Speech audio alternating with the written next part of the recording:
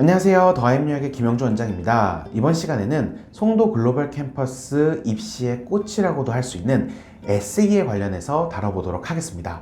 현재 우리가 3학년 2학기까지 모든 내신 성적이 나온 상태에서 SAT라든지 ACT 같은 추가적인 점수를 제출하는 게 현실적으로 무리일 수 있습니다. 그럴 때 우리는 에세이를 최대한 잘 써서 합격을 높이는 방법이 어쩌면 가장 현실적일 수 있습니다. 그래서 이번 시간에는 정말 에세이를 잘 못 쓰거나 글을 잘 못 써서 뭐부터 써야 될지 모르는 학생들을 위한 에세이 관련된 시간을 가져보도록 하겠습니다. 먼저 에세이에는 서론, 본론, 결론으로 나눠서 쓰는 학생들도 있고 한 문단에 쭉 쓰는 친구들도 있고 각각의 스토리마다 문단을 나누는 경우도 있고 사실 여러 가지의 타입들이 있습니다. 또한 에세이 내용 같은 경우에도 한 개의 내용을 가지고 디테일하게 쓰는 경우가 있고요. 본인의 장점을 잘 짜임새 있게 인트로, 바디, 컨클루전에 녹이는 이런 학생들도 있습니다. 어떤 것이 더 나은 에세이라고 정답을 내릴 수는 없지만 이번 시간에는 가장 많이 우리 학생들한테 추천하고 가장 합격을 많이 이끌어내고 있는 에세이 스타일에 관련해서 말씀드려보도록 하겠습니다. 먼저 서론, 본론, 결론으로 에세이를 나눌 수 있도록 저는 브레인스토밍을 하는 편입니다. 그래서 서론에서는 이 학과에 지원하게 된 계기와 동기 그리고 본인의 가치관에 관해서 언급을 하고 있습니다. 흔히들 말하는 어릴 적부터 무엇에 관심이 많았었습니다 라는 식의 에세이로 시작하는 것보다는 내가 지원하고자 하는 학교에 대해서 구체적으로 어떠한 경험을 통해서 관심을 갖게 되었고 혹은 어떤 학과에 대해서 관심을 갖게 되었고 이런 것들을 경험들을 통해서 대학에 가서도 꼭 이런 공부를 하고 싶다 이런 공부를 한다면은 미래에 어떤 식으로 더 풀어나갈 수 있을 것이다 라는 식의 에세이 인트로가 좋겠죠. 또한 내가 미래에는 이런 학문들이나 이러한 부분들이 더욱더 발달이 필요하다라고 느껴지는데 내가 현재 이런 부분에 관심이 있기 때문에 이런 부분들을 대학에서 더욱더 전문적으로 다뤄서 나중에 미래에 이렇게 융합하여 활용하고 싶습니다 식의 내가 이 학과에 지원하게 된 이유와 계기, 동기 등을 이야기할 수 있습니다. 그래서 서론은 에세이를 끝까지 읽고 싶도록 중요한 역할을 하다 보니까 너무 뻔한 이야기는 조금 피하시는 게 좋고요.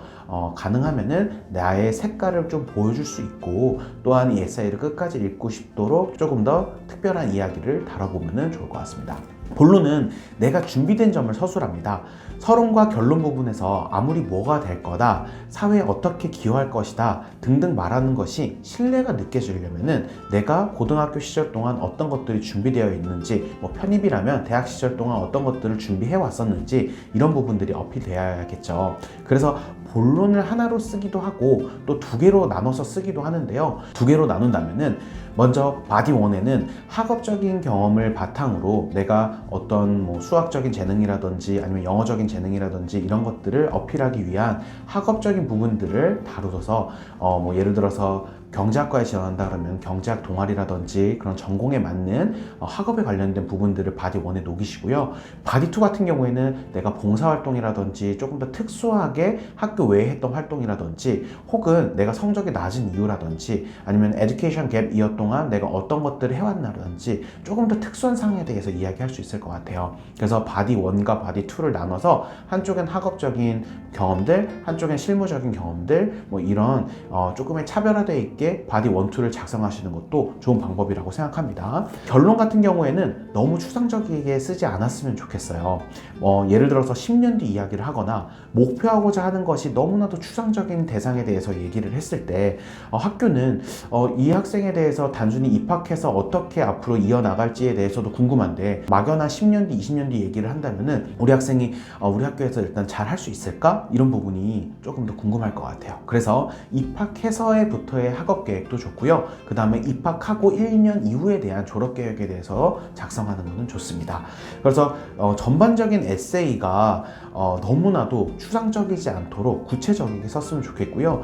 이 구체적이라고 함은 우리 학생들이 많은 실수를 범하고 있는 게 결론 부분에 체계적인 수업과 이 훌륭한 교수진 혹시 우리 너무나도 대단한 이 학교 때문에 때문에 이 학교에 지원하게 되었습니다 라고 이렇게 쓰시는 경우들이 있는데 사실 이런 것들은 누구나 쓸 수 있는 내용이기 때문에 저는 좀 추천을 드리지 않는 편이고요. 구체적으로 커리큘럼에 대해서 이야기하고 싶다면은 나는 대학교 3학년 혹은 4학년 때 배우는 이러한 커리큘럼에서 이러한 부분을 배워서 내가 가지고 있는 이러한 능력과 융합시켜서 미래에 어떤 사람이 되고자 할 때 어떻게 응용하겠습니다.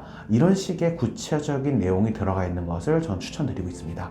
그리고 내가 지원하고자 하는 학과가 체계적이라면은 어떤 점이 체계적이고 이러한 수업 방향이 나의 진로와 왜 맞는지, 그리고 지원 전공의 방향성이 내가 가진 성향과 역량과 융합된다면 어떠한 시너지 효과까지도 낼 수 있는지를 조금 더 이야기해 주면 좋을 것 같고요.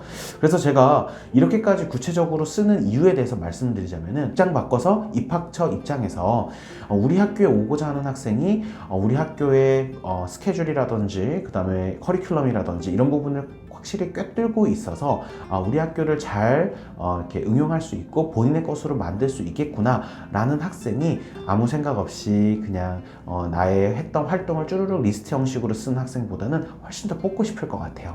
그렇기 때문에 최대한 학교를 분석하시고 조사하셔서 조금 더 학교에 적합한 에세이를 쓰는 것을 저는 좀 추천드리고 있습니다. 이렇게 서론, 본론, 결론 파트의 전공에 연관된 내용으로 탄탄하게 에세이를 쓰신다면 합격률은 더더욱 높아질 것이고요.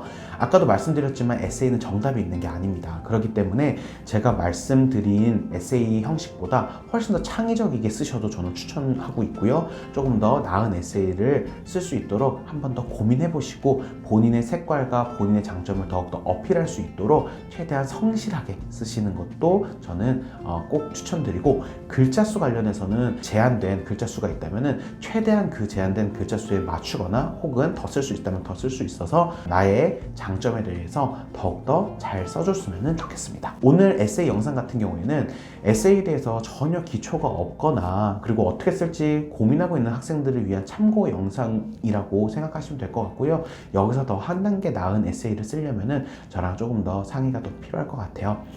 그래서 학교별로 에세이를 몇 장씩 써야 되는지 몇 개까지 써야 되는지 등등 이런 부분들은 제가 다른 영상에서도 다룰 테니까 다음 영상도 기대해 주시고요. 오늘은 여기까지 말씀드리겠습니다.